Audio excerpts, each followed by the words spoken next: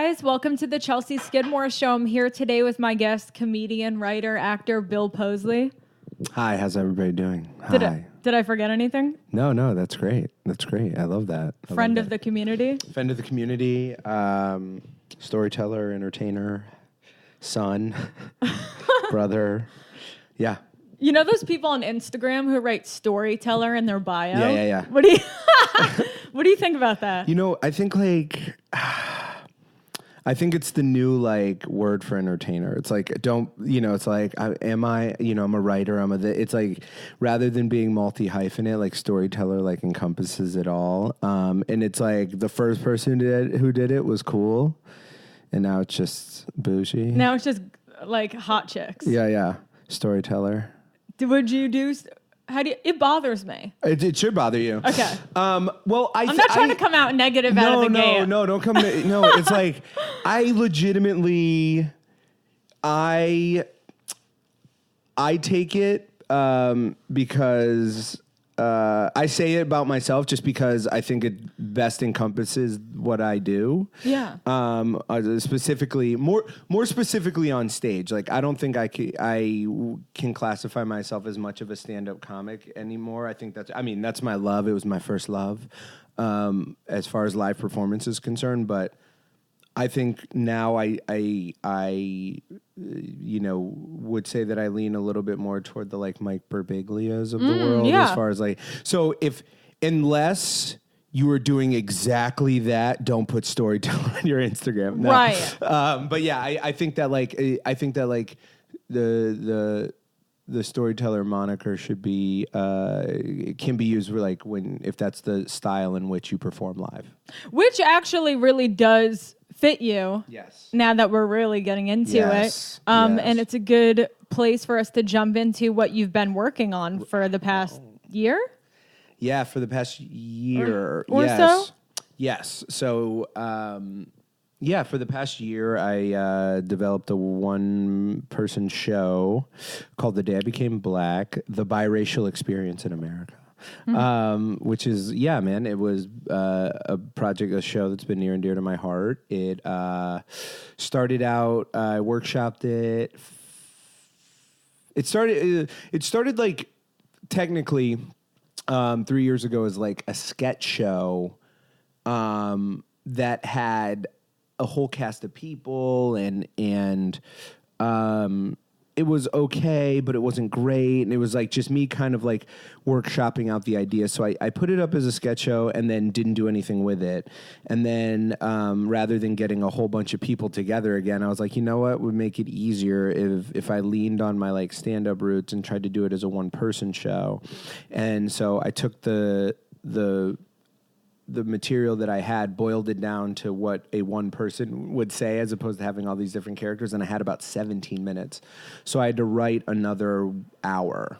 And so I workshopped it last year, did it at the Hollywood Fringe Festival, and then a producer from New York came and saw it, and invited me out to New York, and I got to do it off Broadway for 3 months. That's amazing. At the Soho Playhouse, At the Soho Playhouse, yes. Yes, I was very lucky to be in rep. I'm not a theater person, but I learned that in rep means...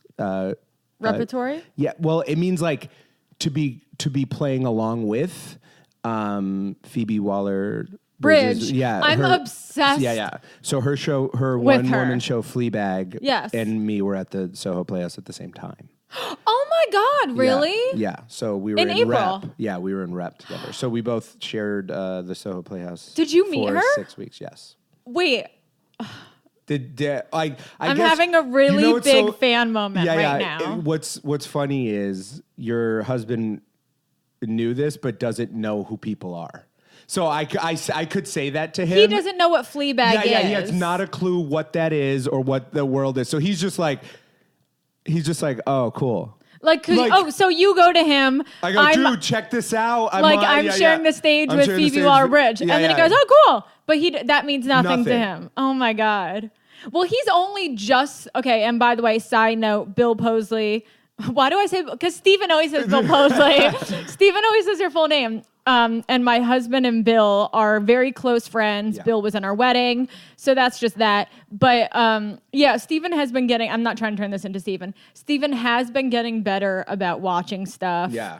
But he doesn't know anything. Not he doesn't know, which is cool. So he would have told you if he had any clue who that was. It's cool, but not cool if you're in the industry. Yeah. Because if you weren't in it and you were in LA and you're like, oh, I don't know who that person is, you'd be like, oh, you're cool. Yeah. But like, it's half the reason I don't tell him things. Because I know it wouldn't even react. It would hold no. Is that why? Because he said you never tell him anything. It's half the reason why I don't tell him anything is he knows that it would fall on deaf ears. He'd be like, "That's so funny." Yeah. He'd be like, "Oh, that's," and then I'd have to explain what that is and be like, "You don't understand like what killing Eve and what she's like." Yes. I mean, crashing. You have Did no you idea watch both seasons of Fleabag? Yeah. I mean, incredible. If you didn't think season 2, episode 1 is incredible. I want to open that door back up, by the way. It's so hot. I think the noise stopped. Yeah. Tell me your experience with her, and then we'll get into you, but can I selfishly? I know this is about you, but please just give me this. It was, very... it wasn't like we went and had dinner or anything like that, despite the many a situation I tried to set that up where we could hang. No, man, she was, super busy. She was doing 8 shows a week. I was doing, 5 shows a week.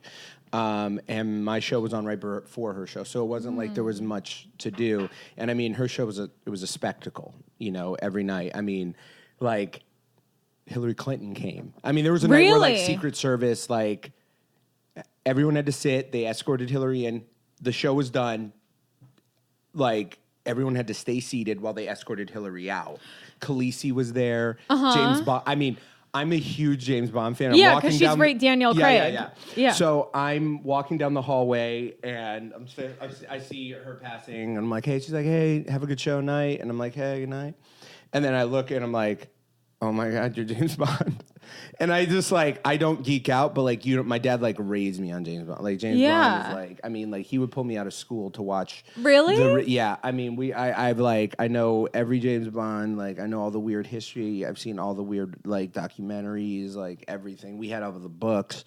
So, to see James Bond standing there in front of you. So, that kind of stuff was a geek out for sure.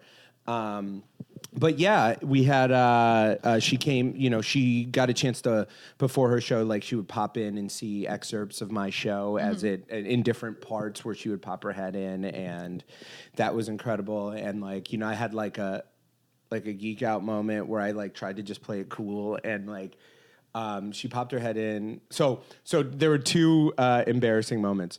So there's a part in my show, the first time she pops her head in, there's a part in my show where I do this crowd work thing. I ask a question, and I do this crowd work thing. And so I go out to the crowd, I go ask a question, and this woman won't answer it. And not even won't answer it, starts making it a thing. No. Dude. And as I'm doing it, I look up and I see Phoebe just standing in the back corner. And then we do this whole thing, and it comes out, and then I leave and I look up and she's gone, and I'm like, no, I'm not a crowd work. I'm not like a hack. So I'm freaking out. So I have to finish 40 minutes of the show. And the whole time in my head I go, Phoebe thinks I'm a crowd work comic, dude. Yeah, how do you switch out of that and get present into... Okay, so I'm in an acting class right now. It's just ended. But last night, for example, we're doing Shakespeare, and there's so many words I can't pronounce. Yeah. I have not said the word homage correctly. Yeah. I just said it correctly today, but I'm saying homage. And every time I say it wrong, it takes myself out of it. And I'm like, and how do you not... So, okay, you've done, I don't know how many performances, hundreds probably at this point. But how do you stay present? And when you do get taken out of your performance, are you quicker now about getting back in? Yeah, the more something is in you, something for instance, the Shakespeare thing, if you had done that same play 40 times and it lived inside of you and was more in your bones, I think it's easier to dive back in. But like, I think most people would have trouble when it's something new or the first time or the first few times that you're saying something, you'd be a little rattled. Thank you. But yeah, I think it's just that. But you muscle being spent trained. the rest of the So the whole show, I'm sitting there going like this, and like the show's great, crowd's great, everybody's just like, love the show, blah blah blah. I get off, and the stage manager's like, dude, great job. I go, that wasn't a good show, dude. Phoebe just fucking saw me eat shit with a woman who wouldn't answer the goddamn question. I'm like, she thinks I'm a fucking hack. She thinks I'm a crowd work comic. So I'm sad. Very fortunate she got to pop her head in a couple other times, and there was one moment where she popped her head in where I just was like, it was the best. I mean, it was like bang bang. It was the way. It was like one of the like ways the show. You know, when the show's firing on all cylinders, sold out crowd, everybody's participating. Boom! You could hear a pin drop at certain points just because I have the crowd's attention. Yes. And I was just like, oh, thank God, redemption. In the change between her show and my show, she said, I think your show's brilliant, mate. And I said, I just, you're holding it in. You're like, oh, no, thanks. Thank you. I appreciate it. I think you're brilliant. And then she like went into her dressing room, and I just like, I don't know if she could hear me scream from my dressing room, but I was like, yes! I was like, oh my God, yes! And so it was. I love that. It was like redemption for sure. And but yeah, man, she's so down to earth, so chill, so great. Did that add like pressure on top of your show to sort of feel? I don't know if you felt like opening. Right, and not that you were, but I'm thinking in terms of stand up, like how one would, you know what I mean? Right. Yeah. No, I think like, I mean, yes, I think there was so much other pressure that only was like rolled into it. 'Cause it's like, I'm not I don't come from theater. I do come from like stand-up sketch, that kind of stuff. So I don't come from what we would consider to be like thespian theater. So to be in that world was crazy. To be at Soho Playhouse, to know that Phoebe was there. Hannah Gatsby had just come from there. So her show, very cool. Yeah, was there this time last year. And so like a lot of like really prolific performances had been happening around this time. I knew of it. Yeah, you knew of it, and so it is. I had a whole level of that there. Yeah. I also, I built an immersive piece before the show itself, so getting that together was like really crazy. Yeah, what was that? You in a van or something? Yeah. So I rented a moving truck. New York loves that shit, dude. By the way, yeah. It was. I would do it again, just not the way that I did it. It was one of the best and literally worst experiences of my life because of how difficult it. Trying to park a 12-foot moving truck in New York every night, did not anticipate what that would be. No. Had no clue the difficulty of that. Was pulled over. Was like it was, and so you imagine driving with a big sign, 2 signs on the back that just say "The day I became black." Like you just a target is on your back. Like it is so crazy. But basically, my show's about identity, and one of the things that I wanted to do was play with the notion of how people judge each other when they first see each other, right? We give each other maybe like the first spot judgment we have happens within like 3 seconds, right? And we see somebody and we make a judgment. We call them even just like woman, man, tall, fat, short, ugly, hot. Like we make those first initial judgments. That's just human nature. But what happens when you get past that? Like what happens when you get past that first judgment? So what I did was I built a like a mirror, but it was a 2-way mirror inside of the back of a moving truck. And I set like this like music and this light that I could control. And when you walked in the truck, you looked like you were about to look into a mirror. And then when the light came on, I was behind it. And I would mirror everything everyone did. And so basically what it was trying to be able to sit with somebody past 3 seconds. So we couldn't talk. Nobody could talk. So we just stared at each other. We looked around and we got a chance to just be with another human being and share space, right? That's not true. There was one thing you could say. You could say, I am you and you are me. Those were the only two things that you could say. And I mean, it was incredible. I mean, old people were playing with me like kids. Like they would just be like, they would make faces. They would dance. Me and some people would cry. They would just. Yeah, I was going to ask if anyone cried. There was like 3 or 4 criers where they just stood right up to the glass and we just stared at each other and like I cried twice with them. Oh my God. This one woman did come in and was just like, she was like, she didn't know what it was. And when she sat down in the chair for about 15 seconds, she didn't say anything. And then she just said, things aren't good right now. And I was like, what? Oh my God. I was like, should I say something? I didn't. And she just vented for like 45 seconds. And I just shared space with her. And then she just put her hands over her heart and said, I love you to me and pushed that. And like, there was just like so many really, really cool incredible experiences, and it was great. And then to take it a step farther, I got to a point where I removed me from the equation and would put 2 strangers behind it, and they would just sit with each other. And they would come out afterwards and hug each other. It was like such a really cool. They just had to share space with somebody who didn't look like them, who wasn't them. That's so amazing. And it's so cool that you made that happen, because I'm sure it was a thought you had, and I'm sure you were like, oh, that'd be really cool. And then I'm wondering, did you go through there? That'd be crazy, though. Am I actually going to do this? This extra thing on top of what you're already doing. It's cool to actually do. I mean, you know what I mean? Yeah, it was cool. And it was great because it would happen like an hour before the show. But isn't that too much?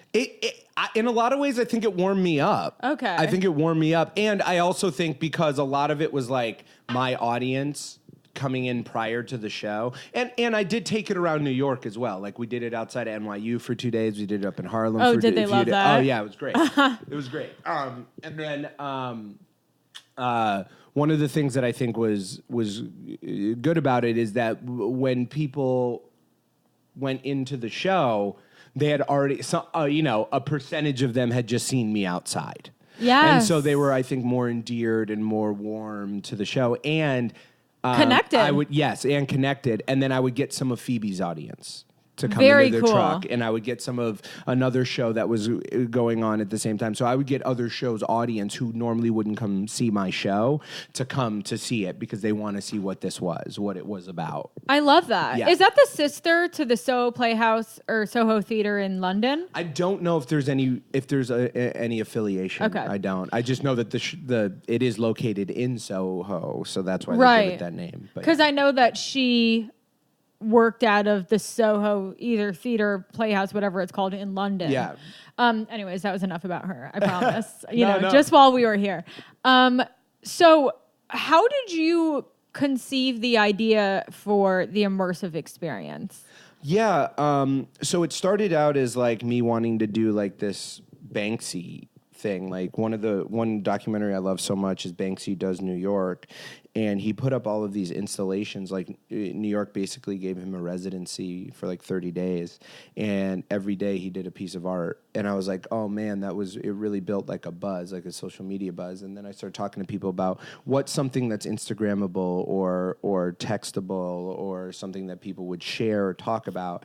And so at first I was like, oh, it went through a bunch of things, right? I was like, what's the day I became black, right? I was like, oh, should I have a statue of a white person looking into a mirror and there's a black person looking back at them? Is that the day I became black? I was like, should I have, one point I was like, should I have white people standing in Washington Square Park with blackface on? That'll cause a buzz. Yeah. And I was like, dude, what am I doing? I'm just trying to add shock value. And then after a while, I was like, what do I really want to accomplish here? And I was like, I want to play with the idea of identity. I want it to be something that is, immersive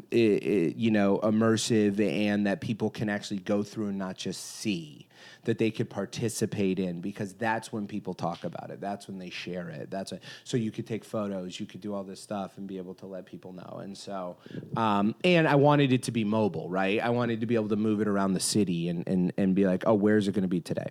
So that's basically where it kind of came from, was a bunch of bad ideas that eventually evolved into one decent idea. Are you doing anything okay. I'm a very distracted person. Yeah. I have to really put down my phone and really make a point to be mindful and connected with myself today. Yeah. Because of how, everything. So you having this idea and thinking about this and thinking deeper on what do I really want and going further with that, do you set up a sort of environment for you to sit around and think? Like, how are you getting to these like clear mind? Do you know what I'm saying? Well, I think it's like my network of people, right? And like, yes, some of that is definitely built in, like, I'll be driving around and I'll think, or I'll kick it around or whatever. But like, I think that like when you can lean on people that you think are creative and talented and whatever, like to be able to call somebody who I knew in the immersive space and be like, hey, this is the seed. I want to do something. Then they ask you the right questions and you go, oh, okay, what do I want? And you tell them out loud what it is. And they're like, okay, here's a few conceivable ways. Try and calling this person. And I go, okay, hey, buddy, what do you think about this? And I think for me, if I was to say what a strength of mine is that like I'm not afraid to call and lean on people in my life who I trust creatively, because 8 heads are better than one. And so that's part of it. And like, I don't think people really realize the value of like talking things out with people, no matter what part they are in the process. Like, anybody who's like, oh, I want to have the whole idea fleshed out before I even really start talking about it, sometimes that's just not me.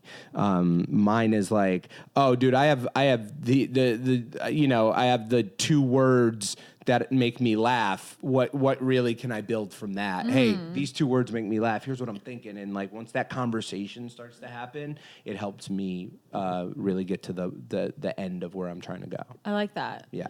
The first.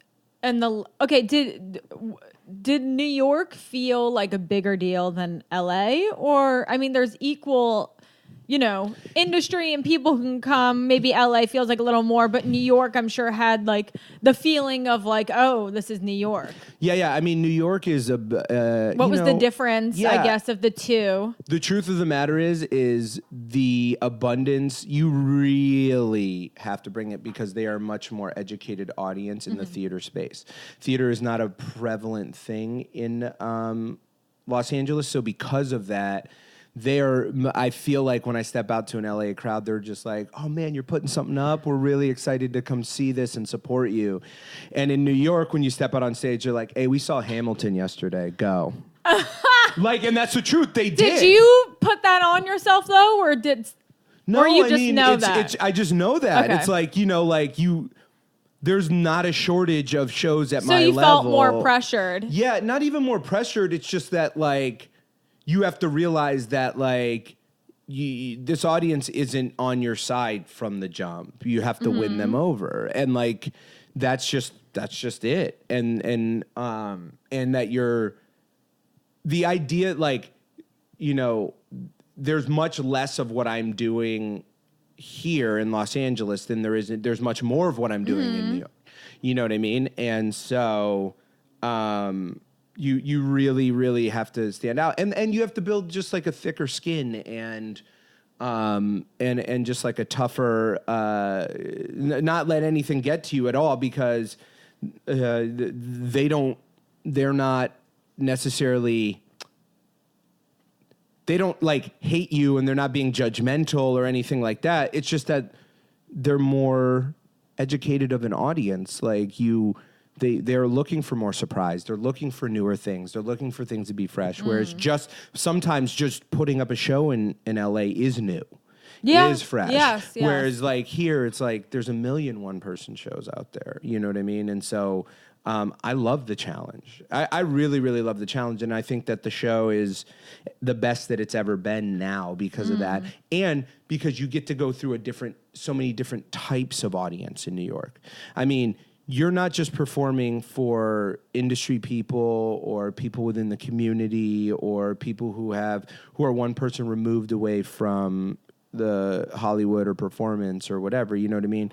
You're performing for doctors, lawyers, construction workers, firemen, store owners, nonprofit executives. Like, you're performing for everybody, and it's so much more diverse audience. And so your material has to be able to really permeate through a bunch of different point of views than it did here. While I was there, I got to do a show for the women's prison at Rikers Island. Wow. And like... So was that something you wanted to do? It was something that I got asked to do. Really? Yeah, somebody came to my show and was like, hey, we'd really love to see this.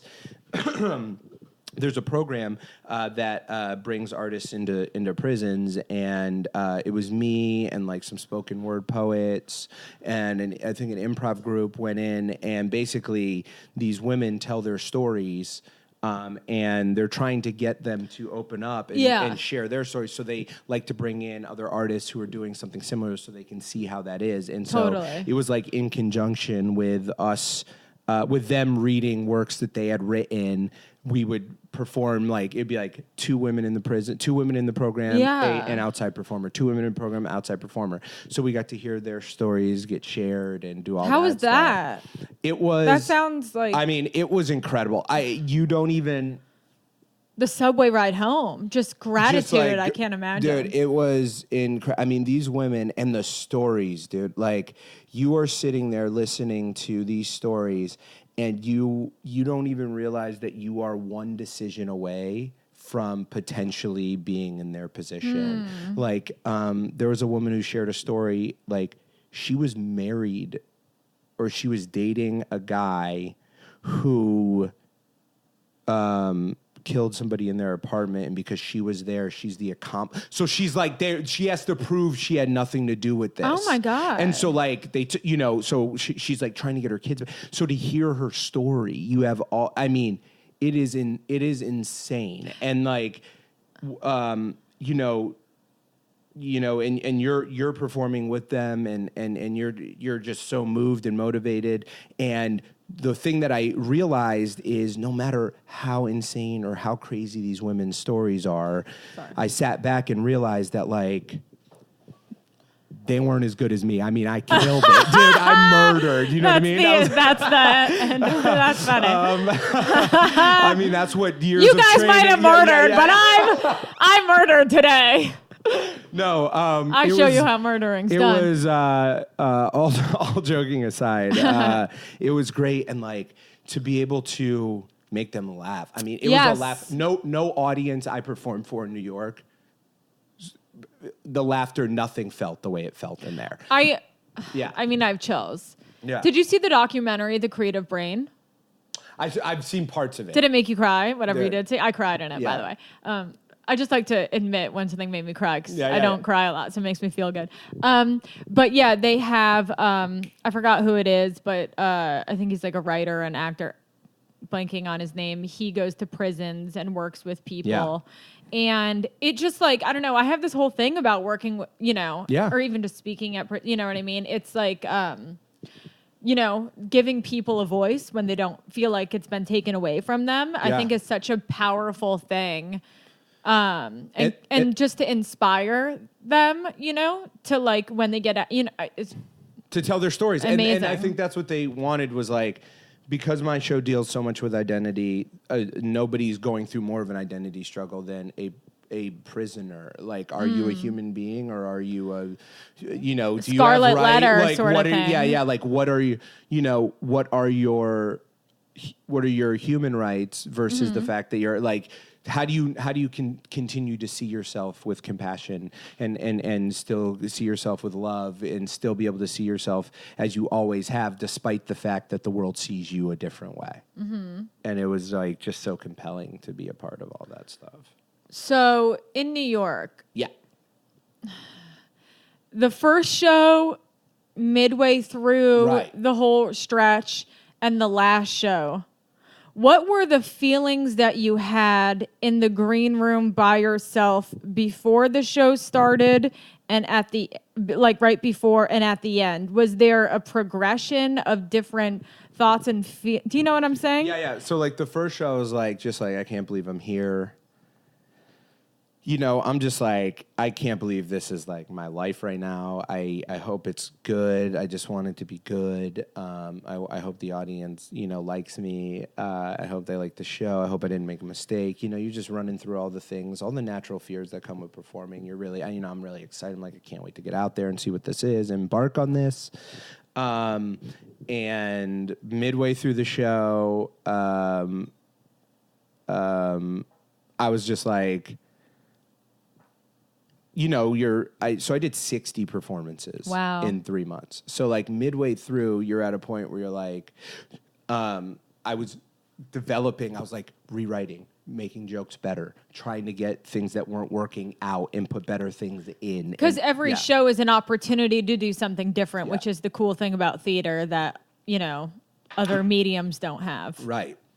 And to have it so close together, I can try things every night. And did you? Every night. Did you have to make a point? Did you do that automatically, or were you like, I have to do something different? Yeah, no, some of it was both, but a little bit of both. But I wanted to make it different to make it exciting for me each time. Not just having a different audience, but also like, you know, I recorded I can't even tell you how many shows I recorded and would listen back and be like, oh, this is, you know, everything got about 3 tries. If a joke burn didn't work 3 times, I had to do a new one. I had to do a new one. And I went out there with like a 55-minute show and came back with like a 75-minute to 80-minute show. Just Are you thinking about? I had to explore more, and I found things that were better, and I was making more points. But yeah. Sorry, and then what happened at the end? And then I'll ask them. At the end, I was less, you know, I had built like a, not like a fuck you to the audience, but I came out and I was like, yeah. As opposed to hoping that they were going to like it, I was just like, yeah, let's do it. I love that. Yeah. And they could feel that. Oh, for And it sure. makes you more likable, of course, it was, you know. And like, it was great. And it's hard because it wasn't a show that it wasn't an audience that people were like, oh, this is stand up. I can't wait to come out and laugh, and we're gonna have drinks and stuff like that. You know, it's a theater audience, so like when they, you know, you're like, sometimes they're not gonna laugh because they came to see this. They came to see something different. They came to see a piece or whatever. So by the time I was done, I was just like, I know what this show is, and I know exactly what it means, and I know what it means to me, and whatever these people are going to get from it is on them, and let's go, dude. Let's go. Fuck it. Let's go. And it was really great feeling, and I have no more, I guess, fear around whether people like it or not. Yeah. Yeah. Have you thought about filming it as a special? I did film it. In the middle of last year, I filmed it as a special in the hopes to sell it myself, which did not happen. But I do hope to do it again. It's just, you know, the version that I have now looks great, and I love it, and it looks super nice, but there's so much new material, and I think it's so much a better show now, and I do hope to, you know, record it one day. It's just, you know, I'm just putting it out there. If you're listening, hit me up. I'd really love to record my special. It would be amazing. Did you at first say, I want to do a one-man show? What's my idea? Or I know that you said it came from a sketch, but like, were you looking to do that and then was like, what do I have? What could I do? Or were you like, oh, this could be something else? Yeah, I mean, I think what it really boiled down to is like, I had never seen my story told before, which was the biracial experience, and especially like the biracial experience from a Black passing standpoint. Like, What does that mean? So, like, there are biracial people who are white passing. What does that mean, passing? Like, they look white. Oh, okay. Right. Sorry. So they would, no. Like Candace Thompson is very light skinned. No, but she would be biracial black passing. Okay. I think like Keanu Reeves is part Asian. Do you know what I mean? Yeah, but he's white. He's white passing. Like, passing is the dominant. No one would ever have to know that he was Asian at all. Right. Okay. So, like, the idea of that, like, you can live in the world as a white person without anybody ever asking you any questions or anything like that. So that at times that's a completely different experience than my experience. Not completely different. I mean, we still have those same things about feeling like you're straddling both worlds, feeling like you're not black enough for black people and you're too black for white people. Like those type of things are still similar emotions and feelings. But like, there's a level where, I have a white mom and I have a white family and I am as much white as I am black. It's just I look black. So everyone assumes that I'm black. And I, had been hesitant the majority of my life to say I was biracial or to talk about my white family because I thought it made me seem less black and less, but it's very much who I am. And, the show is about coming to terms with those kind of two things pulling inside of me. You know what I mean? So the point is I had never seen that story told before and I wanted to see it. Like, I never saw biracial families going up. I thought I was the only one, seriously. Like, there was no other black and white parent in the school that I went to or in the neighborhood that I grew up in or anything like that. So I just assumed that I was that. And, like, I would go around saying I was white because, my dad worked 2 jobs and my mom was the person who raised me the most. And so I just, why wouldn't I say I was white? Because I was, right? I mean, I'm white and I'm black. But because of the way I looked, the world told me I had to be black. And so, like, that was very confusing for me as a little kid and having to, deal and wrestle with those things. And again, that is what the show is about at its whole. So it started from the need inside of me to share that experience and share that story so that another biracial person or anybody struggling with identity could relate, because we all did biracial people reach out to you or come up to you after the show and thank you for kind of telling their story? Biracial people, interracial couples who were going to have biracial kids, but not just them. Like, I mean, everybody. It was like the way the show is constructed and the way that I've tried to really lean on it is that, like, you don't have to be black or white or biracial to get it. You just have to. You have to be somebody who's dealing with identity issues, which is something we all are. Like, there's a part of my show where I say, when you try and step out and say you're something different than the way the world sees you, that is a very difficult thing because people are afraid to handle that because they want you to be the way that they see you. They want you in a box. And so for me, for when people say you're black and for me to correct them and go, I'm not, I'm biracial, that's weird to people. Both black and white will say, I've had problems both ways in saying that. But, like, one of the most incredible people who came up and talked to me was after my show, the 17-year-old white kid from Connecticut. His mom was like, we love your show, and, can we talk to you? And I was like, yeah. And he asked his mom to leave, and she did. And he was like, look, I know I'm not, black or anything like that, but I relate with trying to step outside and say that you're different than the way the world sees you. And he goes, I know that I, look like a boy, but inside I feel non-binary. And like, no matter how many times the world tells me that I am this, it hurts no matter how many times I tell the world I'm not. And you're just like, I didn't expect to affect that kid as much as I did, and that's when I realized the show was bigger than black and white, for lack of a better term. It had to do. I had an old Jewish couple, not even an old. Sorry, I had an old 70-year-old couple come up to me and say that they were. He was German, she was Jewish, and their parents weren't cool, disowned both of them because they got married, 50 years ago. Right. And they related with my parents because my parents were kicked out of their households because they were black and white in the 70s, right? Really? And so and so they related to a portion of my show. If I had walked in and been like, this show is for a 70-year-old German Jewish couple who had it. So it really resonated with a lot of people. And it was just because I told my story. So that probably makes you feel incredible when you have these moments, when you come home, from performing and you're sitting in your bed and you're like, wow, I feel really good. As an artist, as a creative person, as what I imagine to be, all creative people are fucked up people who feel empty at times. How long can you hold on to those experiences?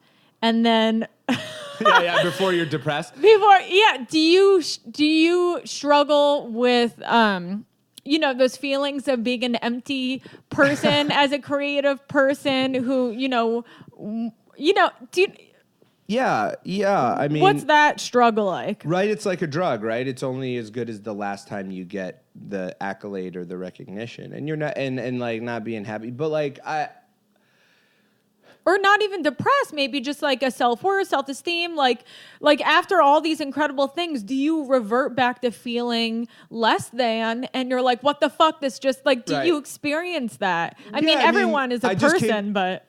Yeah, I just came off Broadway in New York, and I came home and my car has no AC, right? And I'm like, and reality hits and all that stuff. Sometimes it's immediate, and sometimes you have it longer than you want. It just depends on the day and how much work you're doing on yourself. I mean, I had an incredible, I did a show once. I did a show where no one laughed. Not no one laughed, but the laughter just wasn't like it was. It was an off night.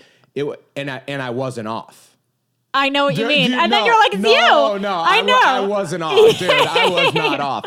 And so this older woman came up to me. She's in tears, right? Huh. And she goes, my husband was from Jamaica. This was a white woman, and my mother never accepted him. She's crying. Mm. And she asked me if she could give me a hug, because it's a very emotional show at the end. So I give her a hug, and she's holding me very close, and we put foreheads together, and tears are streaming down her face, and she goes, my husband died 5 years ago, and in the last 5 years, this is the first time that I have really felt his presence, and I feel his presence in you. I don't know what that means, but thank you for doing this show. And legitimately, the first thought I had was, then why didn't you fucking laugh? Do you know what I mean? And I could hold, that's the sick shit that happens in your head, right? Is it's never enough. Yes. That moment was never going to be enough if it wasn't the way I wanted it to be. Right. And so I think the real answer to that question is, and this is what I say to everybody, and it's something I had to learn. Somebody told me this, is what the fuck else do you have going on? If your whole life is wrapped up in this show, right. If your whole life is wrapped up in the outcome of your career, if your whole life is wrapped up in that, you're going to be miserable, because there's way less wins than there are rejections. There are way less good times than there are times that you're waiting to find out or you're hoping something happens. So it's I make sure that my spiritual life, my personal life is so much richer than my professional life, in the hopes to counterbalance the negative times. Oh, that's a good idea too. Okay. So this goes into this. So for example, Steven learned from you that you and your girlfriend don't talk about the industry or business after a certain time. Right. And is that one of the things that keeps you in this balanced place? And what other things? That's a 3-part question. And tell me about how you guys came to that rule, because we're loving it. Yeah. Once you get in a relationship, things start to become a little, there's a lot of incubation of ideas, and all you want to talk about is the joke that you wrote or the project you're working on and the crossover from here to here. And like before you start, you don't really know where like your idea begins and their idea ends, and you don't understand like what's happening. And then, you know, you're pitching ideas on their project and they're pitching ideas on your project, and you start to wonder, like, am I in a relationship or am I in a writing partnership, or are we like industry? Are we creative partners or are we romantic partners? And so, I think you have to have that in when two people are artists, because, or at least it works for us, just because like you have to be able to compartmentalize a relationship in a way that is healthy. And like, once the sun goes down, there's no talking about we try our best to not talk about the industry, so that way there still provides space for us to have a relationship.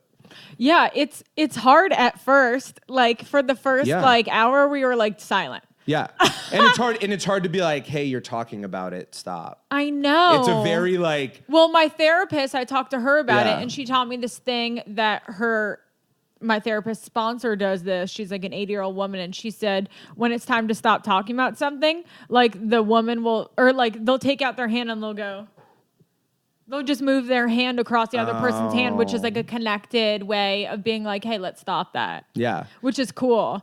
I noticed like, you know, we get so crazy, you know, we work at the Comedy Store. We have all the same friends. Our world is so, insulated. And, you know, stopping, we've tried to do this before a couple months ago, didn't work out. Now it's like we hit a real bottom with it, and we found ourselves like really trying to stick to it. And then when you stop and you have the evening together, it's like, oh, our relationship was lacking romance. Yeah. And we got caught up in like talking about this other stuff. And it's like, it's not like sexy to be complaining and talking shit about other people. And then it's like, why am I not horny? Right. You know? And it's also, the other thing that it is it's also healthy for you to stop talking about it. Not even just stop talking about it because you're both in the industry. Mm-hmm. It's also just a good thing because you have to like...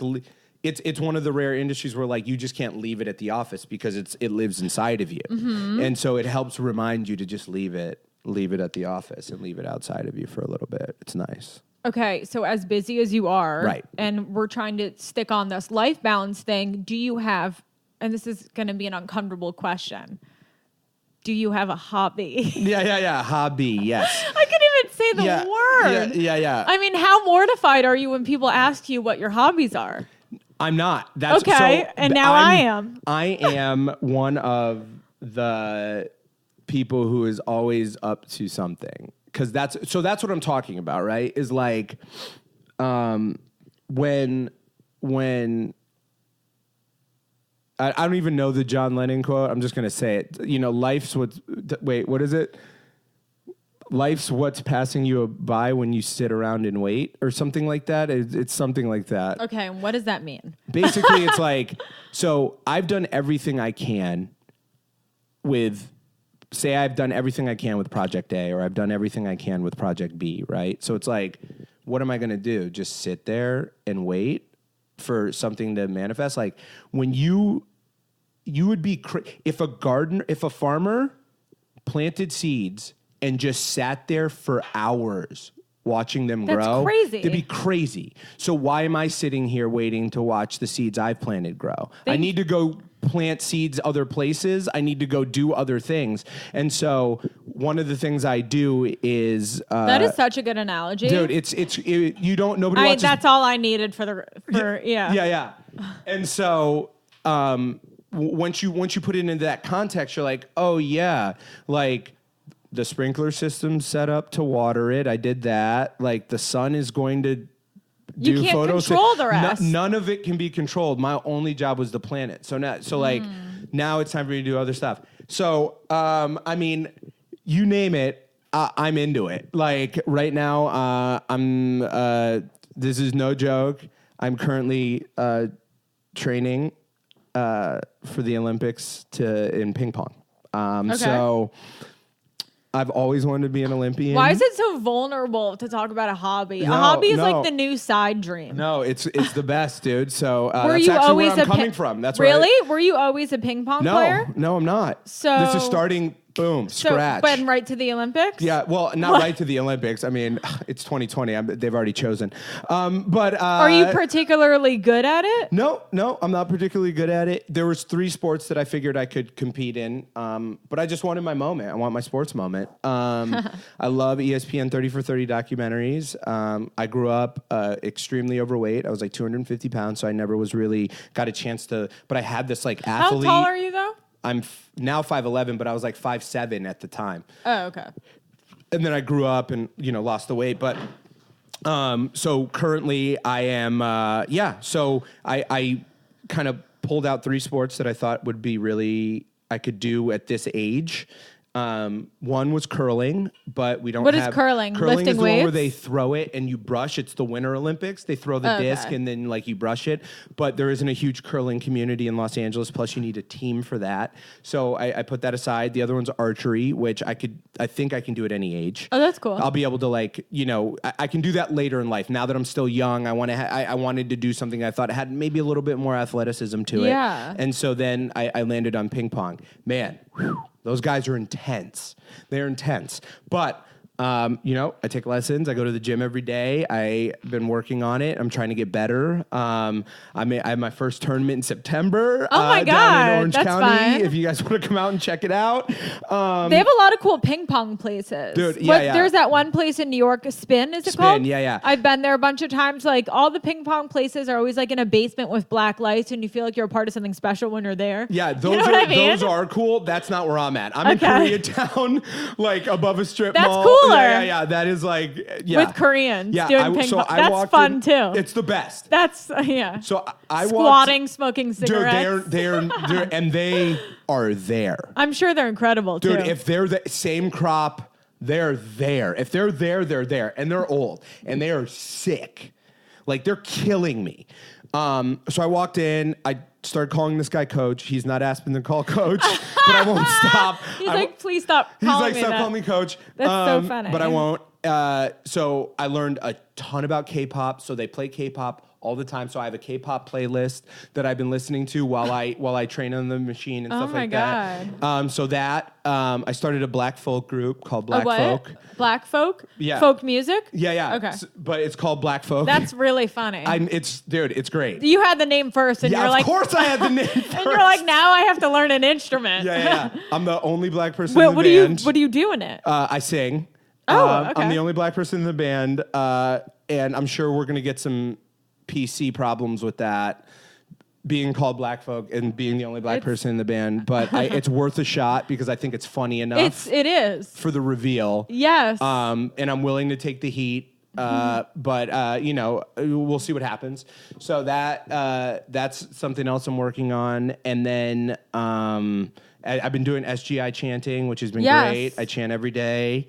So that's been super lovely and really amazing. And then I remember talking to this guy, this writer who was just like, how many projects do you have going on? And I was like, 1. He's like, I have 7. And I was like, wait. I was like, what? He's like, I take 1 and I move it along.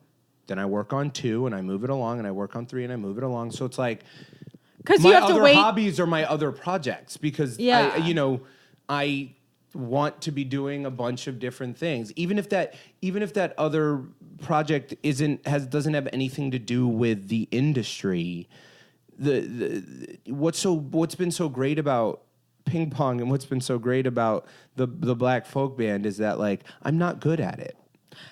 That's something else that I recently heard someone say about doing hobbies, and that about not being good at it, and like how fun that is to kind of just fail at something that you don't have to worry about. Yeah. Yeah. And like, even not even have to worry about it, but like, so I've done my show 60 times in 3 months.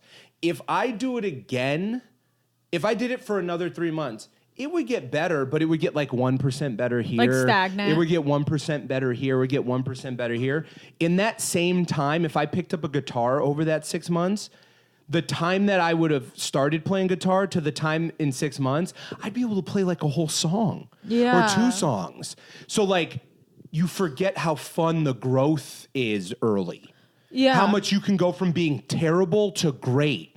Right now, we're in an area with comedy, in acting and writing, where you're like, yes, I definitely can get better the more I do it, but the growth is incremental. It's not as it's not as grand. Yes. And so it's fun to do something which that you is grow frustrating. quickly. Yes. And it's like, okay, that's a very good point. I love that second yes was now you're understanding. Dude, no, I just like, fuck yeah, dude. Like, I just want people to be like... Just like that's a good lesson, and it's a good way to stay sane. Yeah. You mentioned, spirituality being, one of your musts. And CGI, and I know that before this, or actually probably during your show, you were also writing on a TV show. Yes, I was. Yeah. What is that? 16-hour, 12-hour days? It depends. It fluctuates, but I would say it's be a minimum of 8 to a maximum. On some days, you'll be there. You could be there for 16 hours, 20 hours. Yeah. So, busy days, hectic schedules, a lot on your plate. What are your things that if you do make what do you make the time to do to decompress, to check in, to plug in spiritually? What are the things that are important to you? And what are Yeah. For me, it's, I try and, everybody has a spiritual friend if you don't get one. But, there are people in my life that I can call who I can speak to in a spiritual way. Your husband being one of them. Him and other people, like, I have spiritual compatriots and mentors that, like, when I'm spinning out, I can make sure I have those conversations with them. Again, for me, one of the big things that I realized about spirituality is God lives in everyone who's around you, whatever that means. The universe lives in everyone who's around you, whatever you label your higher power to be. But like for me, connection to people will always be one of the main ways that I achieve a spiritual connection. And being able to just talk to somebody honestly in a space where they can't judge me has been the most healing part of my life and the most spiritually fulfilling part. And then the other things, right? Like whether it's meditation or chanting or going to a church or a place of worship or fellowship, like making sure that there is a routine in that, something that's ritualistic about it, like spiritual. Do you know what I mean? Like rituals built into the word. If you're not doing it, you're never going to attain it. I was nodding along and I wasn't really getting it, and then I got it. Yeah. Spiritual, like the ritual is built into it. So if you don't have any ritual, how are you supposed to be spiritual? Did someone else pointed that out? No. Really? Not to me. I'm wow. I'm sure there's a meme. I'm sure there's a meme somewhere with it out there. It's but no, it's something that like it just happened to me a few days ago. Where I was like, oh my God, that's it. Yes. And I'm telling you, when I have a ritual, any ritual, it is super fulfilling. It is I'm living at my best self when I have any kind of ritual. Whether that's just not even with that, like with food, with work, play, all of those things. When there's, and I'm the most unorganized person in the world, but when I can tee up and do something consistently, man, I'm at my best. I feel like that was so good, and we talked about so much. There's plenty of great. I mean, there's plenty of other stuff I could ask, but I kind of feel like I like. Feeling good? Yeah, I feel good. Do people ask you questions? Do you get a chance to share? What do you like? What about you, man? What do you do? Do you feel like for what? For when you're done with something and you're off spinning around, what's your thing? So the spiritual practice for me as well is a big thing. And when I'm out of alignment and I'm not doing those things, that's when I feel the craziest. For me, obviously, 12-step meetings and working my program in, in that 12-step program I'm in is a big thing. But besides that, something I started doing is I started getting up earlier, just setting my alarm 15 minutes earlier. And I've been going outside and sitting out on the balcony and doing a meditation in the sunlight. It's great. And it is just a completely different way to start your day. And it just makes such a difference. And I'm really big... I really want to do TM, but I love meditation, and you're either into it or you're not, and you go up through waves. But right now, like for example, I hung out with someone yesterday, and it was a really weird experience, and I felt really odd after, and I just needed to clear whatever just happened. So I went into my car and I just pull up YouTube and I did realigning your chakra meditation. And I just felt so much, I just look up meditations all the time, and that's my way to reset. The hobby thing too is something that I've newly thought about, because, me and Stephen will really feed off each other, and we get really obsessed and frustrated and go in this horrible cycle with wanting to be further along in our careers, wanting this, wanting that, and all of the gross stuff that comes along with that.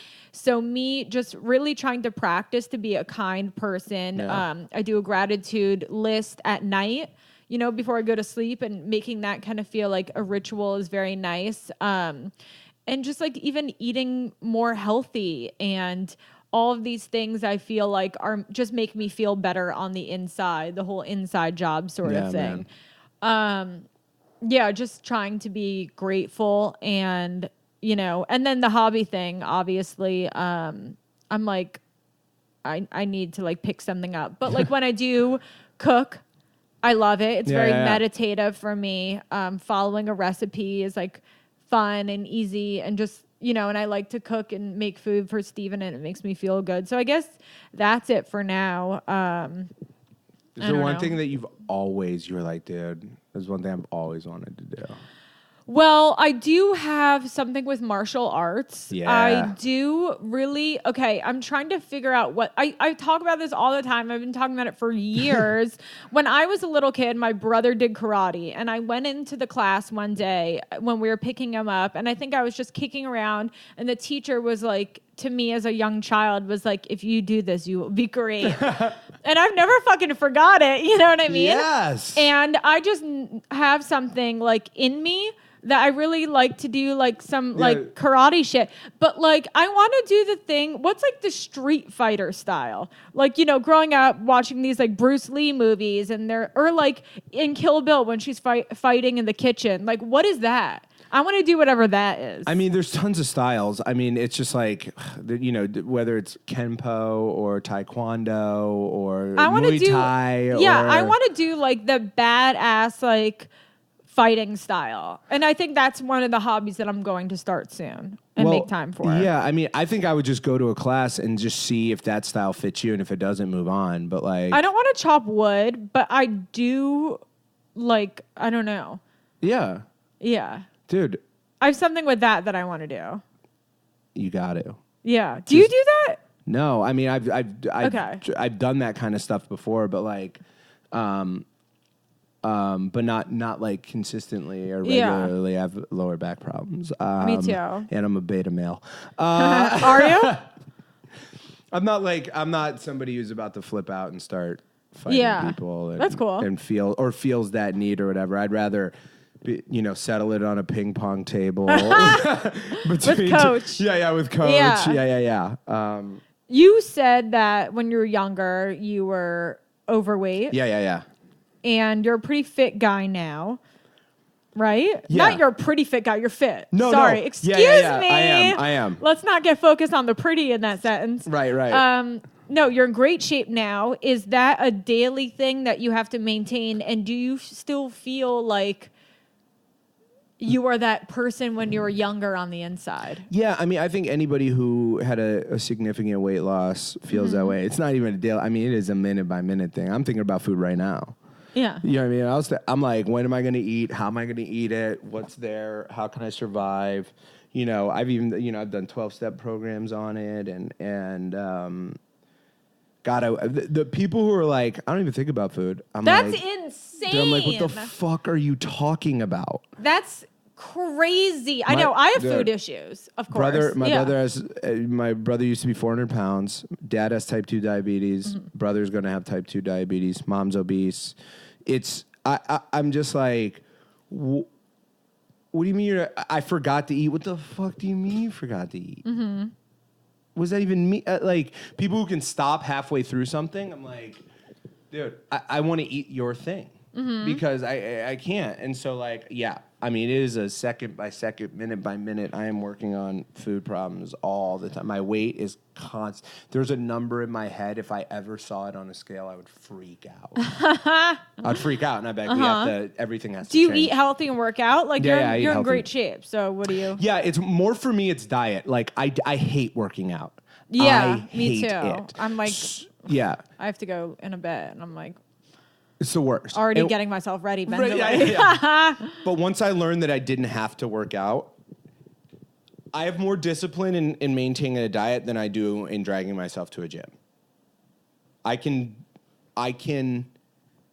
cut food out of my life more than I can consistently go to a gym. And I think what that really is I don't like going to places. Yeah. So like salads, protein kind of thing. Yeah, I mean, you know, the three big things is I treat sugar, flour, and dairy like a drug. I do not eat any of those things. I just cut out not sugar. I'm trying to, but I don't really have I'm not really having like crazy desserts, but if a little like healthy, not healthy sugar, but like I'm not a cane sugar person, refined sugar person. Anyways, you know what I mean? Yeah. I've been cutting out dairy and gluten, or I guess flour. Yeah. Recently, just because it hurts my body, and I continue doing it over and over again. And I cannot process dairy. Like, it makes me so bloated. It really hurts my stomach. And I continue doing it over and over again because I'm addicted to it. And I feel that. And so it's been a couple of days, and so I'm pretty proud of myself. You're great. That's awesome. But yeah, I mean, I love bad food. I love it. Today I was like, can I not have quesadillas anymore? Dude, for me, that's why it has to be all or nothing. It's right? like drugs. I can't even open the door. Mm-hmm. If the door's open, I'm gonna kill every sugar, flour thing in my sight. Yeah. And so I have to just have the door closed on it, and it just can't even be in my life, dude. Yeah. And it's not. Your last sort of day job, the Starbucks job? And I only bring that up because Stephen told me there was a funny story with your last day at Starbucks. Oh, my last day at Starbucks. Yeah. So my last day at Starbucks. 5 years, 6 years ago? The person who I'm about to mention may remember this, may never remember this. I don't know if they will or not. So it was my last day at Starbucks because I had booked, a couple of commercials, and I was finally okay, I don't need to do this. Yeah. I have some money saved up. I can try and pursue my dream and not have to do this. I could pursue my dream as a comedian, comic actor, all that stuff. So I go to my boss and I go, hey, can I leave? And she goes, take this last customer. And I look up and it's Whitney Cummings. Mm-hmm. And so I'm like, of fucking course it is. My last drink ever is of course going to be somebody who's already doing the job that I want to do and is super successful. And so I get she's on her phone. I don't know who she's talking to. She orders her drink. I take it through. I make it, all this stuff, blah, blah, blah. And I stop her. I go, excuse me, you don't know who I am, and you don't know why this is important, but you're the last fucking drink I've ever had to make at Starbucks. And I slam her drink on there, and I run around the store, and I go, I no longer have to fucking work here anymore. Really? Yeah. And I ran. A fucking movie? Like dramatic? A movie, dude. And I walked and then I just ran into the back, but it was an omen. Huh. For my last drink to be... Why an omen? Because I quit to be her. Right. I quit to be her. And for me to actually deliver my last drink to somebody who literally had the life path I wanted was just like an omen. Wait, what is an omen? Just like a sign. A good sign. It was a great sign. Okay. Yeah, that's what I thought. Okay. Yeah. It was a sign that everything, that I was all good and I would never have to have this day job again. And yeah. Well, I love that. And is there any advice you'd want to give to the listeners? Any sort of thing that stands out to you? It could be about literally anything, career, spirituality, life, something you heard recently that inspired you. I think for me, the thing I need to always remember is nobody ever cares as much as you think they do. It's like the amount of my life the amount of time I've thought about whether or not other people care, they really don't. Most people are thinking about themselves and wrapped into their own worlds that nobody's thinking about you. And so like the amount of value that gets put in other people's opinions or what I think other people are thinking is crazy. And you know, there is no such thing as, you know, life's full of ups and downs, and like whether something's good or bad is just a perception thing. The only thing that we're supposed to do is just love each other, love ourselves through it. So I guess for me, the big thing is like, how do you love yourself more? I love that. Thank you. And then where can we find you on social media?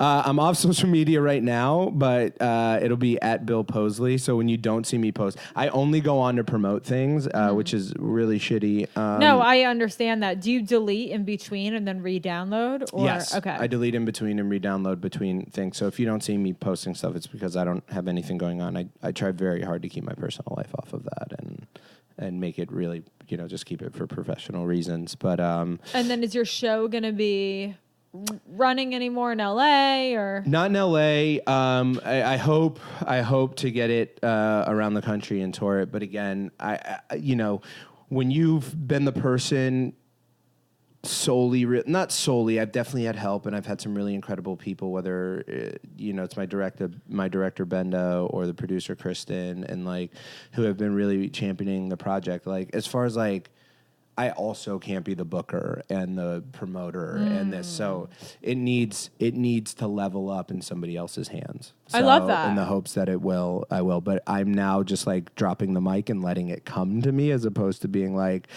I now have to learn how to be a booker. That's very cool. Yeah, Stephen was mentioning that you said something about like choosing what you want to do in your career and being in a place. I meant to talk about that. Oh, yeah. Do you know what I'm talking about? Instead of like being like, can I do this? Sort of mindset change. Yeah. I mean, it's subtle and it's not even a big deal. I think the biggest thing is like,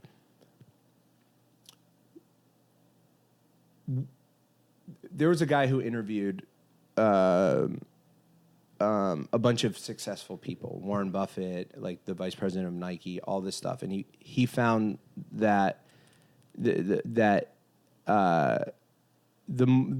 consistency in their careers was not the things that they said yes to; it's the things that they said no to. When he interviewed Warren Buffett, he was like, "The truth of the matter is, it's not hard to say yes to things. It's actually very easy to say yes to things. But when you get 100 proposals of what to invest in, they all sound great." Because they've been built into really great proposals. Everyone has their best pitch, has all of the great things right in front of you. What's really hard is saying no 99 times, to say yes once. And so, and not being afraid that saying no to 99 things means that you've missed out on 99 opportunities. It's really that you've allowed one, you know? And so I've been trying to live by that, which means that just because something comes up in my career for me to do, if I don't want to do it, I'm not doing it anymore. Yeah. You know what I mean? And the hard part in that is to not let your brain tell you fucked up after you've made that decision. Yeah. To be cool with that decision. I was joking with Steve, and this is a real thing. And for those of you guys who are in this, you understand that. I don't do commercial auditions past the 4:05 after 3:00. That I just say no to those. Yeah. I will no longer put myself through that. I don't care if it's a national commercial to be the representative. I will not do the first audit. I will not do that. Yeah. It's is such a source of stress and pain and anger and frustration in my life that I will not do that. Now, if it's like serious regular stuff, of course I will. I just want you guys to know. Please call me out there. But like, no one wants to be that 5 o'clock appointment in Santa Monica. No, I'm not. Forget it. It's not worth it. It's not worth it. And then your mind will be like, but that's $50,000. Is it? I don't know. You can't even think about it. It just has to go away. So like moments like that, like I don't eat meat.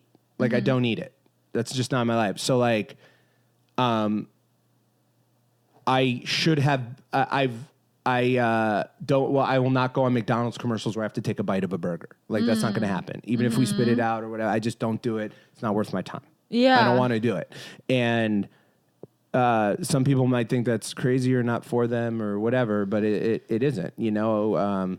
I've recently have turned down job offers or I've turned down offers for things that like, it just wasn't right for me. And when you have no AC in your car, it's a hard thing to do, but I did it. And, I believe in myself, and it's about betting on yourself and it builds esteem too. Right. To say no to things. Yeah, and I don't want to be miserable, dude. Like, I just don't. Yeah. What the fuck's the point? You know, I want to be happy. And so trying to make decisions that make me happy versus ones that I think I need to take because I need to take them or whatever. I've lived the majority of my life doing what I think I need to do. I'm going to try just, you know, doing what I want to do and see how far that gets me. I love that. Yeah. Thank you so much, Bill. Thank you. Thank you for saying yes to this podcast. Of course. Guys, check out Bill, you know, on Insta and look him up. He's very funny. And please subscribe, rate, and review to the Chelsea Skidmore Show on iTunes. Thank you guys so much. Bye.